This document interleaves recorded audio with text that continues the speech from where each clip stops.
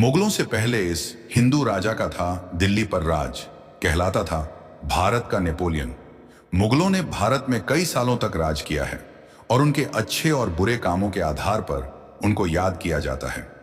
मुगलों की सत्ता भारत में भले ही लंबे समय तक रही हो, पर रही वहीं दिल्ली में एक हिंदू राजा था जिसने दिल्ली पर राज किया। मुगलों से पहले दिल्ली की गद्दी पर बैठने वाले अंतिम हिंदू शासक हेमचंद्र विक्रमादित्य थे, जिन्हें हेमू भी कहा जाता है। हेमचंद्र विक्रमादित्य उर्फ हेमू 16वीं शताब्दी में दिल्ली की गद्दी पर बैठने वाले अंतिम हिंदू शासक थे। हेमू ने सूर्य राजवंश के आदिल शाह सूरी के प्रधानमंत्री और जनरल के रूप में कार्य किया। उसने आदिल शाह के लिए कई लड़ाइयां जीती थीं। हेमू एक शानदार योद्धा होने के साथ साथ कुशल प्रशासक भी थे। बताते हैं कि दुश्मन भी उनके युद्ध कौशल का लोहा मानते थे।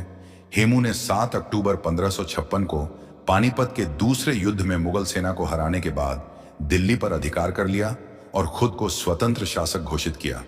हेमू को उनकी अद्वितीय वीरता के कारण भारत का नेपोलियन भी कहा जाता है। वो एक महान सैन्य नेता के साथ युद्ध कला में पारंगत थे। बताते हैं कि हेमू की मौत के साथ ही दिल्ली में हिंदू शासन का अंत हो गया, जिसके बाद मुगल साम्राज्य का शासन स्थापित हुआ।